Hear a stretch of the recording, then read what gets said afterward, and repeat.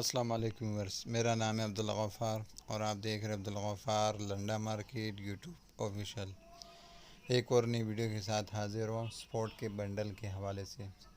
ये जो बंडल आपको दिख रहे हैं ये स्पोर्ट का बंडल है। ये देख रहे हो, इसके अंदर आपको जो है ना टी शर्ट वगैरह भी मिल सकते हैं, लेकिन जो है ना इसमें ज़्यादातर तादाद ट्रैक सूट के, स्पोर्ट के ट्राउज़र और उसके ऊपर जो